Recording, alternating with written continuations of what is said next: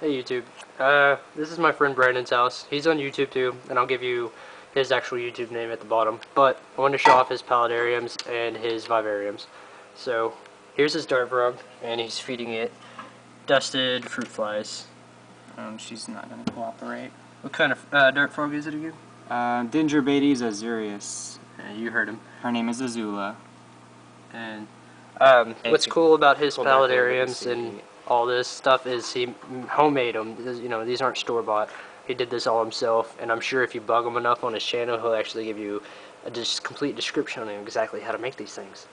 But they're freaking cool. He's making me one, and I'll do a video over it soon. But there's his dart frog. Yeah, it's kind of blurry. There we go. She's probably not going to eat with you. Yeah, she probably won't because of me.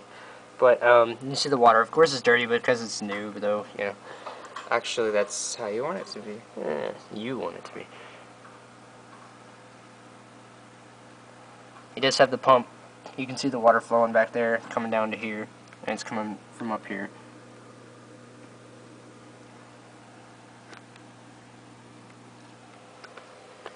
It's a pretty cool little thing. This is a Exoterra, or is this a Zoom Ed? Zoom Ed. This is a Zoom Ed, 12 by 12 by 18, simply done. How much did it cost you roughly, like to set up the whole, like the stuff in the back? The foam was like $3.18 times 2 cans probably. Tropical soil, which for me, I already had a lot of it. The pump, I already had a pump. And plants, I go out and collect plants. Most of these plants are collected. Some of it, like this moss here, is actually bought, but most of this is just collected and it's not harmful or anything. You just kind of... Oh, there you go. Did she get that one, or did she just flick it away? Probably flicked it away. She's nice and healthy. He only has one dart frog at the moment, but he just got into this, and you can see he's got a talent for this. It's pretty cool. I'm hoping that mine turns out as good as his. Let's go check out his other one. Yeah, let her eat. There's his... My second one. This is a 20-gallon tall, regular fish tank. He puts plexiglass lids at the top, of course, to hold humidity. We actually had to scrape the glass on this one before the video because it was, well, it's 100% humidity in these things. So, here's a good view of it from afar. And then you can see, you know, like I said, most of this is not store-bought. It's collected, and it's really cheap to make. It just takes time and effort. Lots of effort.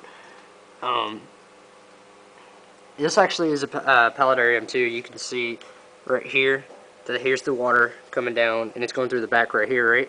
Yeah. Going back to the bottom. There's a false bottom that he built, which is kind of difficult, but he can probably describe that later. And goes up through the top again, as you can see up there. It's running water all the way down into here, into the rocks. He does have some mold in there, but that's okay. It's not harmful. It's not that kind of bad stuff. And it's all pretty cool because it blacks it out. And it just looks really nice. I mean, here's his monsoon. That's one thing I wanted to show off. It's a product that's pretty cool that he bought. It's down here if you want to look at it. Yeah, I'll pull it out. So he's got the plexiglass. You just take a drill gun and you just, you know, drill the holes in, and you got your lights up here. And then the monsoon is down here. And those are pretty much, those are the products that you use to like make it. Foam. There's the foam. Great stuff. Great stuff. You can get that at like where do you get most of your stuff at? Lowe's. You can get the regular stuff that turns into this color stuff, and then the black one is a little harder to find. It's usually for ponds and waterfalls and stone, and you get that at Ace Hardware or Sutherland Hardware. You can order it online too. Black silicone, another necessary thing.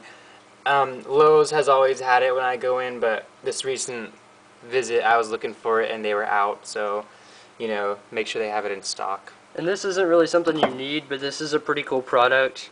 It's, I mean, you can see all the neat little things you can do with it right there. Well, it's really just 2 programming things. And it, you know, it does a good spray down. He doesn't want to put dart frogs in this one just yet because he's having a problem with having to take everything apart just to feed them, and humidity. Obviously, he can't keep the humidity off the glass. So yeah, you can put fans in there, but I just don't want to do that. And this, I mean, how long did it take you to do these? This one took me about a week. So it's not that bad. I mean, it looks really good for homemade. If you've ever tried to buy one of these, you would know how much it costs, and he did this for like cheap. So, and I'll let you know of his first customer of how it is. Yeah, and then I guess we can turn this on for... Yeah, we'll go ahead and turn the monsoon on. And for a second. just for a second, so you can see the product.